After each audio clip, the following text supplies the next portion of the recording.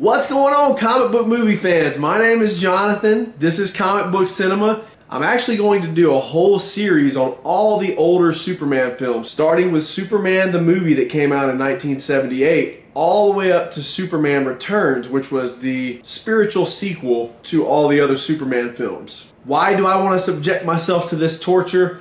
Well, I do it for you guys. I watch these movies so you don't have to.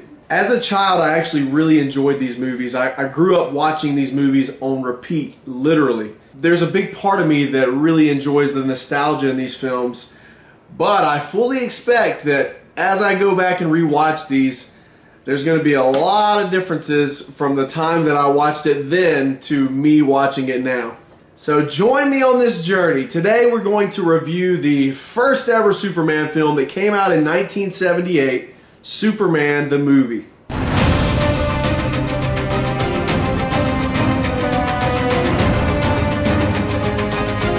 So the first thing that sticks out to me when I watch this film again for the first time in so long is the iconic theme song. I mean, it's really hard to get more iconic than that. Dare I say this theme song is more iconic than even Star Wars. Another thing that I noticed too is the intro to this film is really long. It's something you would never see in a comic book movie these days. The intro is probably like 4 minutes, maybe close to 5. It's just nuts how they had the credits rolling and all these names popping up one by one for like 4 or 5 minutes. I kept looking down at my watch, my phone. I was like, gosh, this is a long intro.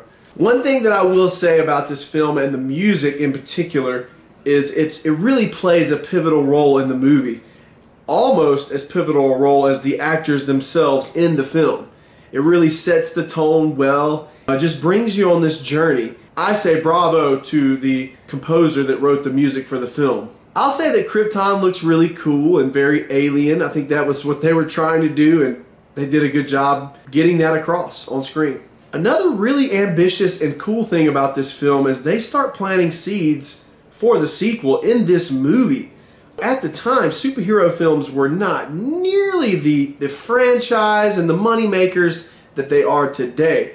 So I thought it was really gutsy to go ahead and include the villains for the sequel in this movie. You know, you see Marlon Brando, who plays Jor-El, Superman's father, trying Non, Ursa, and General Zod. I thought that was really interesting how they went ahead and just threw everything at the wall and put these characters in the first movie. I think Marlon Brando does a decent enough job. It's not anything groundbreaking, but I think that, you know, obviously Marlon Brando was a great actor of his time, more famous for The Godfather and other films of that nature. His performance, like I said, in this film is not necessarily groundbreaking, but, you know, he does a decent job. Apparently he was a diva on the set as well, from the rumors and rumblings of the cast that were in this film. Nevertheless, he doesn't really blow my socks off, but he does a decent enough job. We all know the story here. We've seen Superman movies, or if you're like me, you've seen Superman movies thousands of times. Jor-El warns of the impending doom to Krypton. The council doesn't listen, so he ends up sending his son to Earth because he knows that his son's going to thrive in that atmosphere and be stronger, yada yada yada. And Krypton ultimately is destroyed. One interesting thing to me about this film is the decision that they made to cast a younger Superman, or Clark Kent, right before he left for Metropolis and kind of really grew into his own. Fun fact, I looked up how old Christopher Reeve was at the time they shot this film. He was only 24. And when you look at Spider-Man, especially with Tom Holland, Tobey Maguire, and Andrew Garfield, some of these guys were pushing 30 when they were playing a high schooler. Really, Christopher Reeve was young enough to play a high schooler in this film. The decision that was made to cast a younger version of Clark Kent was very interesting. Another little tidbit as well, Christopher Reeve's voice was dubbed over the actor who played young Clark Kent, Jeff East. And Jeff didn't have knowledge of this until after the movie came out. Obviously, the special effects have not aged well here. I mean, this is a movie that came out, you know, 10 years before I was born, and some of you many more years than that. 1978, that was a long time ago. Obviously, we can't hold it to the same standard that we hold comic book movies today. With all that being said, I would say that, you know, for its time, the special effects were definitely groundbreaking and definitely trend-setting in a lot of ways. It's really interesting to me how Superman's powers have evolved over the years. If you guys really think back to way back in the 30s, 40s, somewhere in that time period, there was the original Superman animated series. I remember also watching that as a child. Back in the 30s and 40s, especially when Superman first came out as a character, at that time, he was faster than a locomotive, able to leap tall buildings within a single bound. I think that it's really interesting how much his powers have evolved over the years. We kind of get a little bit of that in this film. We see younger Superman racing the train and kind of going around it at the last second. So it's a nice little wink and a nod there. One of the biggest problems everyone had with Man of Steel that came out in 2013 was the way that Superman, or Clark Kent's dad, died. A tornado came through and he was helping people, helping a dog, I think, get out of a car. Clark Kent could have easily saved him, but for whatever reason, I guess in that film, Kevin Costner felt, or Jonathan Kent, felt so strongly about Superman waiting to show the world his powers. A lot of people had a problem with that. Well, in this film, they stick to the source material, and Jonathan Kent dies of a heart attack. Literally nothing that Superman could have done to save his dad. So in a way, he feels powerless at that point. When his father passes away from a heart attack, and he even says that in the film, he says, I have all these powers, and I still was not able to save my dad. I think that that's a really important part of Superman, the character of Superman, and who he is. One thing that I didn't notice before, I guess when I was a younger, my younger self, there's some really nice cinematography in this film, really beautifully shot. So then we see young Superman create the Fortress of Solitude, and Marlon Brando teaches him all of the things. I'm glad that I didn't have Marlon Brando as a professor in college, because had I had Marlon Brando as a professor in college, I would have been sleeping a lot, and I definitely wouldn't have passed his class. As a matter of fact, after watching this film, I think I have decided to record that clip of Marlon Brando speaking to Superman and telling him all these things and put it on a loop at night. That way I'll get some really great sleep. I didn't realize how similar the plot was in Superman Returns to this original Superman film, because I did watch Superman Returns, unfortunately, a lot more when I was in high school. Going back to this original Superman film, there was a lot of things taken from the script and from the story and brought over to Superman Returns. A lot of concepts, even a lot of lines. One thing I will say too, this movie is long. We don't even see Superman in action in this film until 1 hour and 10 minutes into the film. The film itself is almost 2.5 hours on the dot. So it's a lot to take in. I don't know. I just think that there could have been a lot of things taken out of the film, especially this one little bit that we're about to get to here in just a second with Lois Lane and Superman.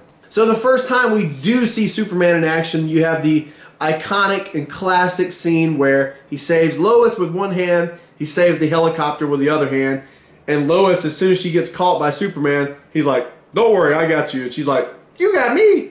Who's got you? That's an iconic line in comic book movie history. So when Superman arrives, he arrives. He's saving all kinds of people and stopping all kinds of crime. The criminals that were on the boat, like, was it really necessary for you to bring the whole entire boat and put it in the middle of the street right in front of the police station? Come on, Superman, you could have done better than that. The boat was unnecessary, right? It's going to take a lot of resources and people to get that boat out of the street. I was just thinking about that, like, why would you put the whole boat right there in the street? So as I alluded to earlier, some of the dialogue in this film is a little cheesy, especially when we get the scene with Lois and Superman, and she has her whole little monologue where she's thinking, but we as an audience can hear what she's thinking, and she's like, can you read my mind? And that whole bit was just, it was just awkward, and I felt like it was unnecessary. Even when they're flying together, when Superman's flying and he's holding her hand and she's basically like flying alongside with him, physically that's not possible. She would obviously be dangling, there's no, just by him grabbing her hand, she's not going to be, doing this number, she's going to be like, oh God, it's going to be different. So there was a lot of liberties taken with this film, and I think that when it first came out, initially people kind of just turned a blind eye to it. In retrospect, there was a lot of liberties, and we'll get to that later too, but I absolutely hated the scene with Lois and Superman. I thought it was way too long, way too awkward, and just not good. It didn't add anything to the film, let's put it that way. I think that Gene Hackman does a really good job playing Lex Luthor in this film. Him and his lackeys, when they're on screen in this movie, it's a really fun time.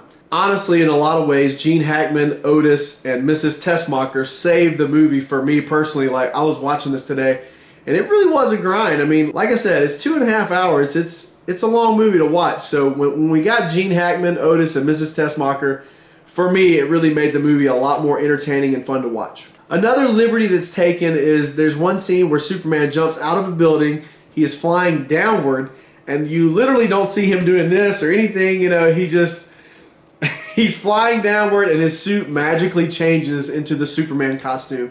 So like I said earlier, that's another one of those liberties that were taken here in this film. So Lex Luthor has this grand scheme to drop a nuclear warhead at a specific point in California to make a lot of it just fall off into the ocean, because he's bought all of the property that's east of that fault line. And on top of that, he has the kryptonite that's hidden in the lead box, which they then put around Superman's neck, and he's weakened and he gets thrown in the pool. I would say that it's a pretty solid villain plan, especially when compared to crazy outlandish schemes that involve beams going into the sky or turning everyone into lizards. So a lot of terrible stuff happens when the nuclear warhead hits California. I mean, you really see the chaos. I think that they convey all of that disaster and everything really well in this movie. And then Lois Lane gets crushed and dies. Something that, you know, I'm sure a lot of audiences at the time really did not see coming. This is another controversial bit too, and I personally don't like how Superman made the decision to rewind time. That's another liberty that was taken with his powers and just kind of giving him these outlandish things that he can do now all of a sudden. That's also really controversial in the comic book movie community. Personally, I don't like it either. I don't like the decision that was made to, oh, well, let's just let Superman rewind time and fix everything. So yeah, I wasn't a big fan of that. As many liberties that were taken in this film, there is way more taken in the sequels. And we'll get to those, unfortunately, later. So yeah, at the end of the day, Superman rewinds time, saves Lois, puts Lex Luthor and Otis in jail, and there's no questions asked from the warden or anything. They're just like, oh, okay, thanks for dropping these guys off in prison. Not that we need anything called the law or anything like that. Just drop these guys off. We'll keep them here, no problem. This movie was a true pioneer, especially for its time when it came to special effects. Heck, when it came to superhero movies in general. They were treading new ground in a lot of different ways. For its time, it was great. Now, it definitely doesn't hold up, especially when you compare it to a newer, more modern superhero film. It really can't hold a candle to those. I respect everything that it did and everything that it accomplished, and it's quite arguable that without this film, we wouldn't have gotten the Tim Burton Batman movies or any of the superhero movies that we have today. Overall, I give the film a 5.5.